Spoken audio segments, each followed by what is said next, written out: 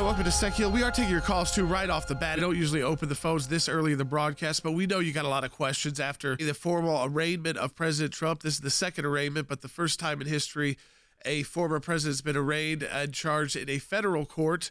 The 37 charges, which we've gone through, the 31 relate to the retention of the documents. The other 6 are obstruction or trying to keep documents from a return, moving documents, and even a conspiracy charge in there. So serious charges. I think that some people are being criticized for going on TV and saying they're serious charges. They would be against anyone normal. I think in this case, they look so politically charged that it is almost hard to take it serious. But we should, because they're going to have to go to court and going to have to beat the prosecutors. Now, the prosecutors have to prove beyond a reasonable doubt that all of this was done. But even if a couple of these stick, you're talking about a former president of the United States. Dad, this is what gets me. Joe Biden okayed Merrick Garland to let Jack Smith bring enough charges against President Trump to put him in jail for the rest of his life. Correct. That is unprecedented in our U.S. history. And here's the thing you have to understand is what you just said. There are 37 charges. 32 of them, I think, are easily disposed of, in my view as a defense lawyer. 5 of them you got to defend, including that conspiracy charge with Walt Nada, the moving of the documents. The issue then becomes, if you were just convicted on one of those 5, it could be a 20-year sentence. So the former president is facing real political issues, but also, more importantly here, legal issues. Now, do we think this is politically motivated? Look, Hillary Clinton utilized BleachBit and destroyed her device and was not charged by James Comey, saying no reasonable prosecutor would bring this case. And there was dissemination of classified material in that case. They're not charging that here. So I think you've got to look at all of that and say, what's really going on here? And that's why we want to open up the phone calls to you. We want to know how does this impact how you're thinking about the candidates for office? There's no bad answers. We're not going to judge you for supporting this candidate or that candidate, or if this is starting to change your mind. We're starting to see more Republican candidates say, you know what, the strategy of just supporting Trump outright, well, that's not helping me in the polls. So now I'm going to say things like, well, if this is true, they're not yet saying, he's guilty, because that's not right in America. But if this is true, this is so serious, I'm not going to defend this. We even heard that from Mike Pence.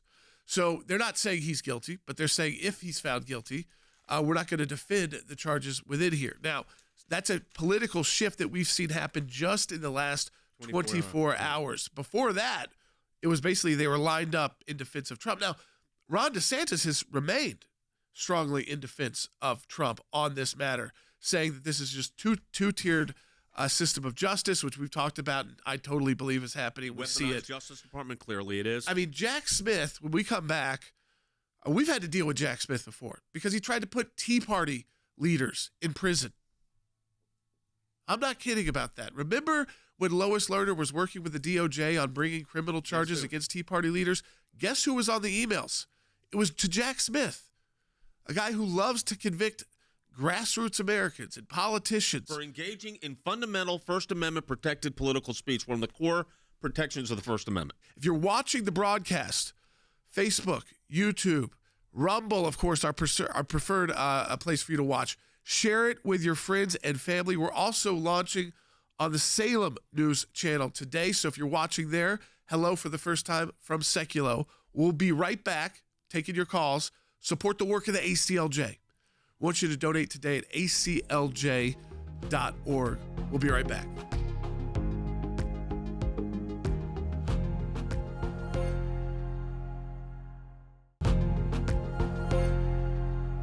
Welcome back to Sekulow. We got a lot to talk about, too, and new information. I wanted to make sure you share because you might have heard President Trump even talk about it last night in his remarks after he was arraigned. He flew back to Bedminster and made remarks to the country. Some channels covered it, some did not, about the experience of being, a second-time charged, first time in federal court. It's historic in the sense that a former president has never been charged in a federal court proceeding. But I want to go to the phones first because we want to take calls. We'll weave in the new information as we go and as your calls kind of get to that information. So let me start with Cindy in Nebraska on line 1. Hey, Cindy. I've been following you for a long time. Love the work you do. But I wanted to ask if you could explain to us last night Tucker dropped something, and it was regarding Mike Pompeo, and I'm so disappointed because I love Mike Pompeo. And I don't understand why it appears as though, what Tucker said was that if you caught it last night, his third episode, that, Pompeo cozied up to Trump, but he really backstabbed him, and I'm so disheartened. I don't think that's a fair, I understand that's what Tucker said, but I don't think that's a fair analysis of what Mike Pompeo said. Mike Pompeo said that handling classified documents is serious business, and mishandling classified documents is also serious business. Mike Pompeo went on to say that the Department of Justice has basically been weaponized here, and that this is the politicization of going after your opponents. So listen, you can't, as a lawyer that represented the former president, as a lawyer that's done cases across the country and around the world, criminal cases in the International Criminal Court in The Hague, cases before the Supreme Court of the United States representing a president. Here's the thing. You can't say these are not serious charges. The charges are serious. I think the weaponization of the FBI, however, as Mike Pompeo said, is real. So I think people are, Tucker's misconstruing what Mike Pompeo said. He has been on this broadcast. He's part of our team. He's a senior counsel for global affairs, and he has been very outspoken on the politicization of our national entities. But he was also the director of the CIA, so he understands sensitive documents. Yeah, and I think, again, what a lot of people are saying is, if all these were true, this is serious. This is serious. But what the argument is that this is totally misconstrued, and this misses the power of presidents and former presidents and how this document issue has moved throughout centuries. I mean, even going back to the George W. Bush years, 22 million emails were lost. Do you know the National Archives had to announce finally they'll never have a complete record of George W. Bush's presidential time in office because so many of those, and that was mid. You know they're still negotiating with the Richard Nixon Library for documents? So this idea that, By the way, the National Archives, very good at targeting students that are pro-life in their museum. Not so great at finding records that are classified. No, and this idea that it goes on, and even when you partner with National Archives to build a center that hosts those documents, you can get access to those documents still as a former president. And so you go through their process. So it's not as clear cut as all these commentators try to make these laws to be. And we do have some complications in the law because you have a 1917 Espionage Act law, the lowest provision being used here, which is just having the documents, not using them, not like selling them to a foreign country, nothing like that would cause the death penalty itself. But then you also have the Presidential Records Act. Listen carefully to what people are saying. You wouldn't be a serious attorney or commenting on this if you didn't say what is being charged here is serious, because look at the amount of jail time it covers. President Trump, if convicted on just a couple of these, would spend the rest of his life behind bars. That's what Joe Biden okayed. That's what I'm outraged about, is that Joe Biden thinks it's fine to put his top political opponent in prison for the rest of his life. And so does Merrick Garland, who sounds real soft and sounds real, like he's not very tough, except for he would like to see and believes, and so Jack Smith is supposed to believe if you file these charges, you're going to get convictions, that you're going to put this person behind bars, a former president, for the remainder of their And there life. may be more charges coming out of the January 6th matter. They're saying they could be an indictment out of Washington, D.C. on that. And then, of course, you got the Fulton County DA on top of it. Let's take some more calls. Yep, back to the phones we go. Kenny in Kentucky on line 4. Hey, Kenny. Hey, first I'd like to make a comment on what I think. I think that corruption in America is at every level and in every state and at every city. I've been, unfortunately, a victim of it numerous times. But what blows me away is it seems like the globalists and the corporations are the ones that run America now, and they have weaponized our government against anyone Christian thoughts or so forth, American, Republican or constitutionalist. Why are our lawmakers not doing anything about that when you've got the people that are over the guns and all that? They go in checking on people's guns, but here's the thing with the government. You got to divide a government. I mean, the Republicans have the House of Representatives by 5 votes. They don't have the Senate. And they don't have the White House. It's by 5 votes in the House of Representatives. So I mean, you live in a representative democracy. That's what happens. Yeah, I think, again, we are in a very divided time in our country. We know that the next election, Joe Biden could literally run from his basement again, and it would be very close. Yes. And Donald Trump could work his butt off and be in every state, in every city, in every town, every county, like he's doing. After his arraignment, stop it at Cafe Versailles, which I think was a brilliant political move to do that in Miami. It's a visual move that means a lot to South Florida, especially to what is a predominantly Republican, Cuban, Venezuelan, Latin American immigrant community that votes Republican. That's why they have a Republican mayor there in one of the major cities in the country, which is very rare. You don't see that often. And what do they despise the most is this kind of political persecution, putting former presidents, putting former politicians, like we still see in countries like Brazil and Venezuela and jail Cuba. Because you disagree with them. Just because you don't like what they have to say, or you don't like their policies or their ideas or the way they talk, which I think is a lot of it on this case. And the fact that they think there should be reforms to how Washington operates. So that's too dangerous for the swamp.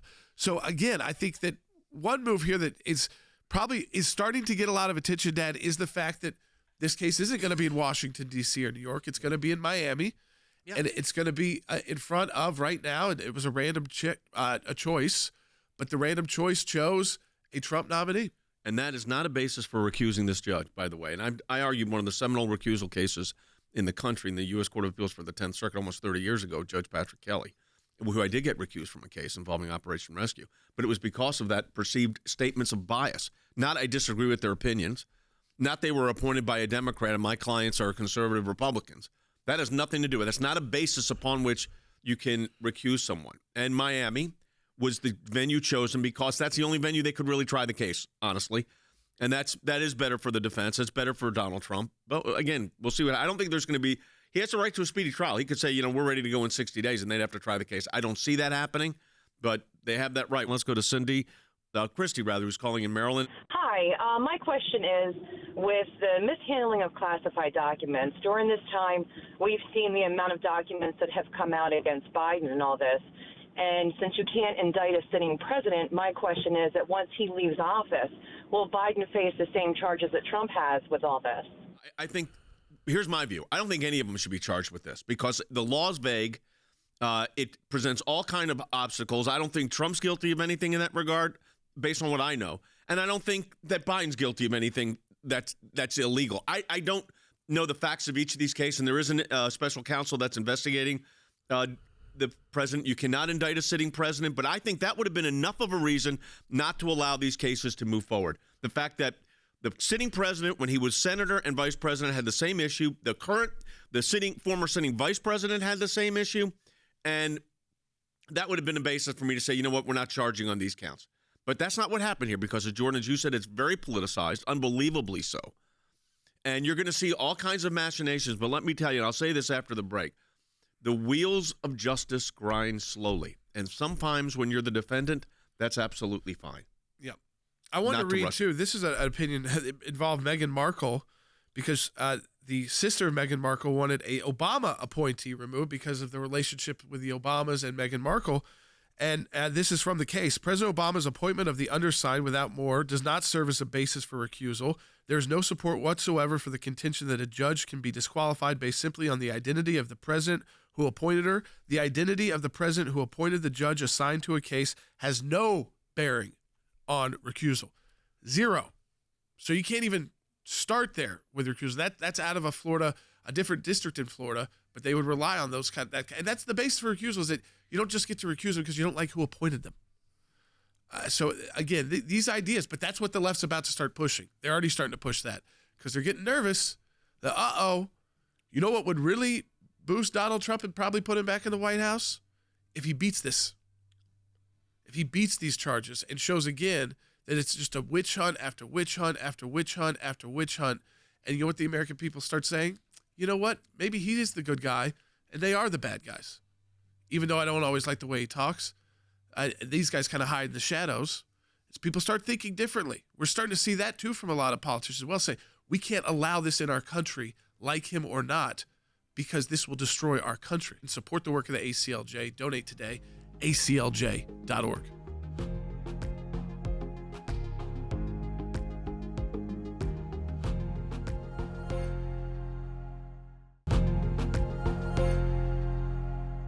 I do want to play this because it tells you a little bit about Jack Smith. You got to learn who your opponent is in this matter. And again, he kind of hides in the shadows. When he gave that press conference, it was very bizarre. He was the head of public integrity at DOJ. He tried to come after the Tea Party groups with Lois Lerner. People forget that. And We actually prosecute them. We had a series emails are out. of emails Yep. that we were able to get in discovery. We handled that case. I mean, We know stopped working with the FBI. That's remember? why I'm telling you something, folks. Yes. So let me tell you something. That's why you're not getting this analysis anywhere else. We represented the former president. We did the Tea Party cases, which involved attempts to get the public integrity section of the Department of Justice going after our clients. Jack Smith is on the emails to Lois Lerner. Correct. On the emails that we got in discovery. The FBI was initially wanting to talk to our clients to help in this investigation. You know why we cut it off? Jack Smith. Yep. We found out public integrity instead of regular DOJ investigation. It was a public integrity thing. We knew where this was going. Now we ended up winning the case, so that's the good news. But you have to know who your adversary, your opponent is in the courtroom.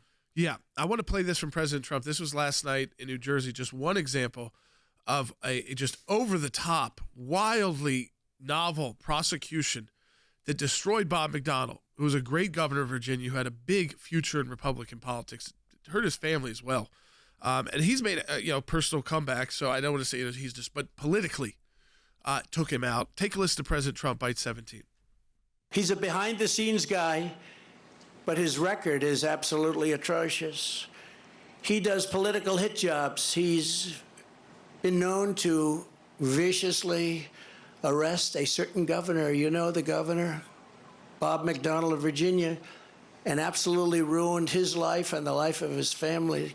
All these wonderful family members, I knew them, only to have the case overturned 8-0 by the Supreme Court. He destroyed that man and he destroyed that family. I mean, it's one example. I helped on Bob McDonnell. I helped on the Supreme Court appeal on Bob McDonnell's case, and we won 9-0. I mean, that wasn't. We reversed Jack Smith's prosecution 9-0.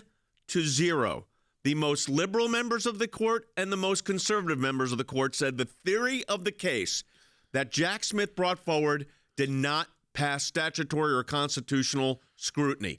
9-0. My friend Abby Lowell defended John Edwards. Abby's one of the best criminal defense lawyers in the United States. I worked with him when we were representing President Trump. And Abby represented John Edwards. Jury went out for like 2 hours and acquitted John Edwards from Jack Smith's prosecutions. Menendez, the senator from New Jersey. The McDonnell case, Yep. everything overturned. Everything out. So there you go. And that's all. Those were all Jack Smith-led cases. Yeah. So going after high-profile politicians who were, by the way, getting in the way of other high-profile politicians. Why was the Democrat Bob Menendez being targeted then by the Obama DOJ? Because he opposed the Iran nuclear deal. Remember, he was one of the most vocal opponents, and he almost tried to sink that deal in the U.S. Senate with a couple of other Democrat senators. Remember, there are Democrats who don't like the Iran nuclear deal. He's one of them. So they came after him with the full force of law, tried to put him behind bars. And because of the McDonnell case, all of that was thrown out. John Edwards, again, getting in the way of people like Hillary Clinton. Oh, no, we don't want that. We don't want him in the way of Hillary Clinton. So going after him over something that he said, listen, I went through an entire, and he's an attorney himself. I went to all these attorneys. They consulted me. They told me exactly what we were doing. We put together this exact plan, a payment plan, and it was totally above any kind of illegalities. And yet still, they didn't even put that in court until the very end. Right. And then the jury comes back and says, no, we're not. So he's very aggressive in getting an indictment. That's easy. Not so good at winning the cases in court. And even when he certainly not at does the Court of win, Appeals. they get overturned. Right. All right, let's take another phone call. And let's go to Ronald in South Carolina on line 1. Hey, Ronald. Hey, thanks for taking my call. Enjoyed all that I've heard. And the only thing I got to add to that in the way of comment is that this is so wrong, the indictment, on so many levels, because of the fact that if he was to pull that thread, it's just like I think that Andy either said or your dad said, that you would literally start unraveling a whole lot of stuff from all of the departments. You're 100% correct. I mean, the problem with this case is to bring a prosecution on this, well, then you should bring it against Joe Biden. You should bring it against anybody that had classified documents, which, I mean, you couldn't even imagine the list of people that would be. And you start unraveling it, and we start looking like Venezuela and third world governments where you just, go after your political opponents. And there's a reason we have not done that. There's a reason that no former president has been arrested, and there were some heated disagreements, and accusations of criminality because we didn't go there. It was like we crossed this Rubicon here to just let us be like everybody else. And everybody says, well, no one's above the law, and that is true. But the law has to be interpreted, and the law has to be applied equally.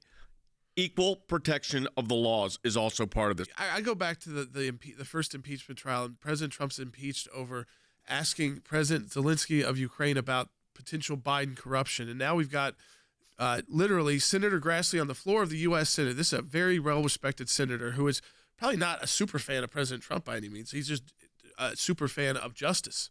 He's been a Judiciary Committee chair before. And he's got a whistleblower that said that there's a Burisma executive with 17 tapes. 15 of them are with Hunter, but 2 are also with Joe Biden as vice president when he sent them the $5 million to enact specific U.S. policy, which would be a huge violation of many different laws. Okay, so if there be an impeachment on that, there should be. There won't, but there should be. But the idea here is that is that even being investigated? We don't know. That's the problem. By this Department of Justice, I would assume not. I mean, it was given to them, but are they even looking into it? I mean, the guy has supposedly 17 tapes, and President Trump got impeached for asking about that corruption. And that's where the weaponization of the agencies comes into play, because you could try to take your opponent out in the political process. That's what politics is all about. You're not supposed to do that in the context of a legal system. You don't take out your opponents through a legal system, but unfortunately, you're exactly correct. That's precisely what they're doing here, or trying to do. Now, the former president has a hurdle first, and that first hurdle is he has to win the nomination as president. And while he's way ahead right now, Jordan, it is early, notoriously early. Yeah. Although that by the end of the summer, it's not as early, and then by the fall, you're in we're in the heat of it now, right? Fair to say? So we're certainly in the heat of it now because you had the other major candidate, the Republican Party, announce, Ron DeSantis. So they're out traveling the country. You see President Trump is doing a lot more events. Even yesterday, after going through arraignment, stopping in at Cafe Versailles in Miami, which is a famous location. They've got them even at the Miami airports. But a famous location for the Cuban community and Cuban dissidents in that corner of what's known as Calle Ocho, which is 8th Street in Miami. So intentional, obviously, to just randomly choose to go there. Intentionally went there because it sends a signal to his supporters as well. And it got a strong response. But yes, we are in the heat of the campaign. And I think, listen, just knowing Donald Trump, yep, he's about the only person I think that could go through with all this mentally and still be able to campaign. We know that firsthand. The guy can take it incoming like I've never seen. Yeah. Linda's calling on line 2. Let's go ahead and take Linda's call. Hi, Linda. Hi. Thank you for taking my call. I wanted to make a comment on, I am the firstborn in the United States of America from parents who fled Hitler. I have a brother who is 89 years old now who was 15 when he came here, another brother who was born in a DP camp in Berlin. I can remember conversations in my home growing up about what Hitler was doing and how he was getting rid of his opponents and things that he did. And I was a young child. I'm not anymore. But this is all coming back to me of what these conversations were amongst my family. My parents are gone. My brother is still alive. But what is happening to Trump is exactly what Hitler did to his opponents. It's weaponizing your legal systems to take out your political opponents. By the way, I'm only the second generation of my family born in the United States. And my family fled Russia during the Tsarist regime and during the pogroms, so for religious freedom and liberty. But the fact of the matter is, where you're right, is the weaponization of a political system or a justice system to take out your enemies is what the really bad guys do. Yeah, and it starts with the top enemies. It starts with Donald Trump, but then it goes right down to the county commissioners. Right, it goes down the line until it gets to you. And that's what people under Nazi Germany realized. And so when Hillary Clinton calls us cult members, the Nazis use that too as an example. Exactly. If you followed a religious belief that they didn't agree with, you could be executed. You weren't really a human. There was something wrong with you. That's what Hillary Clinton is now. You're not just a deplorable person, which is kind of Nazi-esque sounding as well, but you're a cult member. Don't forget that. Don't forget that in these battles. Support the work of the ACLJ at aclj.org. I want you to donate today.